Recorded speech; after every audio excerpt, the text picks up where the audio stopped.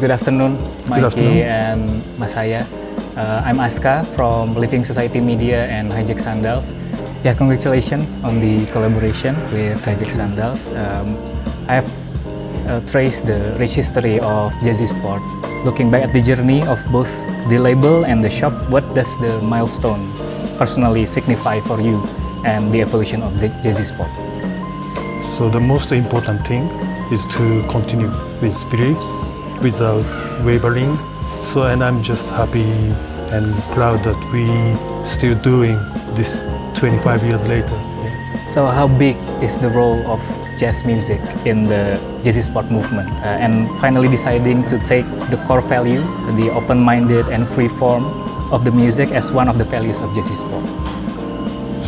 So we always want to be open to the active actions of others.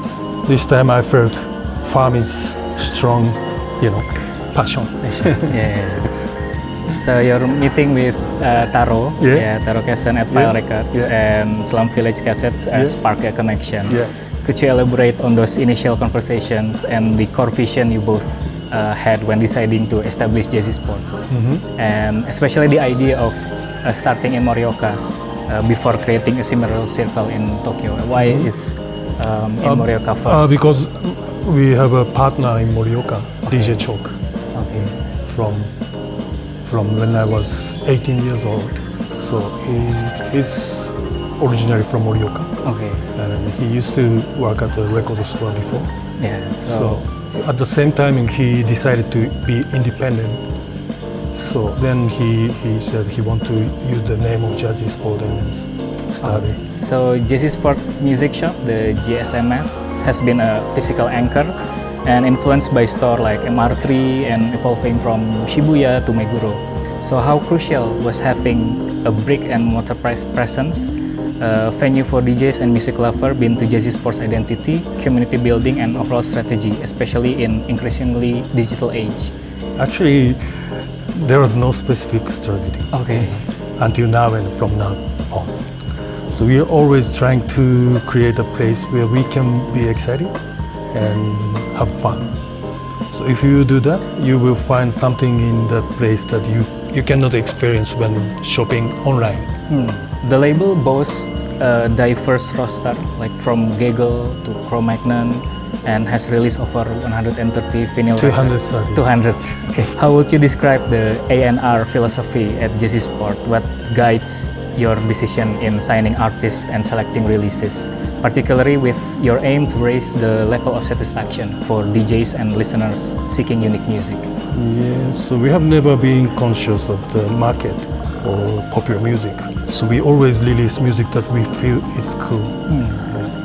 We value that creative control very much, but we also value our extremely in deep sense.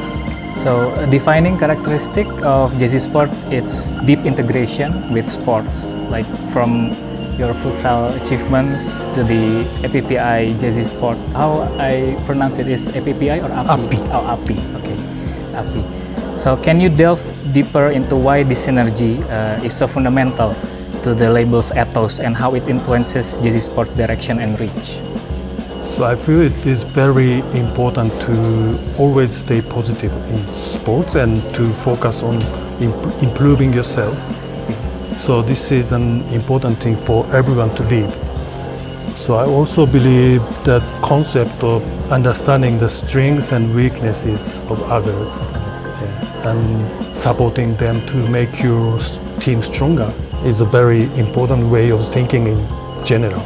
And I hope that more people will come into contact with Jazzy Sport philosophy and become conscious of improving themselves for the sake of the public good.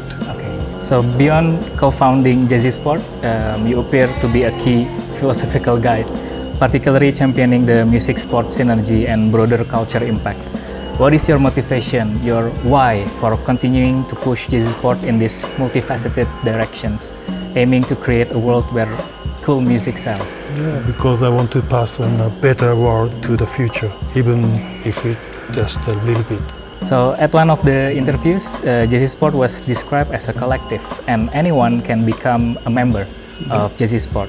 That illustrates how you value inclusivity. How do you make Jazzy Sport an independent space that is accessible, safe, and not limited to people who are already familiar with the ecosystem? So always just keep on open-minded and value your independence and continue taking action. Okay. So I saw your performance in Joyland Festival last year, and could you share your experience of the festival and how it felt to connect with the Indonesian audience and music scene directly? We are just happy that everyone enjoyed our performance and that we were able to create a place together. It was proof that we were one team. You also spoke about the role of Glenn Nanlohi being a very important Indonesian connection for Jazzy Sport from the beginning. How his passing has impacted your connection with the Indonesian scene? So Glenn has been inviting Jazzy Sport to Jakarta since 2006. So he also visited Japan often, making many connections and giving back to Indonesia. So his death was just so sad. But I strongly felt that I wanted to grow together with Indonesian culture so that it would not be in vain. I think he's happy with the community we are building today by carrying on his ideas. Yeah, I think this collaboration also, it's for him, like his legacy for inviting you guys over, like it's a timeless, will be a timeless connection. So Mikey-san, your work with Cinema Caravan has also brought you to Indonesia. So how have these experiences potentially different from a music festival performance? It's so not different. Making the local people, making something with local people, create a space. It's not so different. It's not so different. Okay. So like it's in line also with your work in more, especially for music. More article events. Okay. So Jazzy Sport philosophy uniquely blends music, sports, and community. So how do you see this philosophy resonating within Indonesia, like which has its rich traditions in these areas? Have you observed or engaged with local sports or community initiative during your visits? Yeah, I feel that Indonesian people are very sportive. Yeah, more than Japanese. Okay. Yeah, and then we went to see the matches of Indonesian national teams, football and basketball, and then we also play basketball and football with local friends. So I have a plan to play padel and football and basketball this time too. Okay. Yeah. There's also football and padel match. Padel match next week. And you also came here when Asian Games. Is it correct? Yeah. Under 17. Yeah, under 17. Yeah. Okay. So from your recent visit and past connection, what are your current impression of the independent music scene in Indonesia? How does it compare or contrast with what you see in Japan or other international music hubs? Is there any particular favorite artist here or performer? We are very good friends with White Shoes. Oh yeah, White Shoes. Batavia Collective, those guys. So everyone likes Japanese music from 80s, But they also like very underground music, and they're really into music. Also, they coming to events in Japan also. So many Indonesian people. And diverse also from the genre. There's also multiple like genre. So based on Jazzy Sport's journey of building a unique, multifaceted creative collective, is there any message or advice that you offer to young Indonesian artists or DJs or promoters or entrepreneurs looking to build their own sustainable and impactful cultural movements? Just keep doing what you believe and just enjoy the challenge. And please keep in mind that you are not only satisfied with yourself, but also that it will be positive for your future. Okay.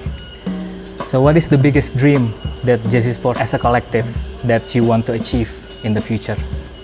Creating one peaceful world. Okay. So that's the final Yeah, mission. yeah, yeah. That's the only one mission for everyone.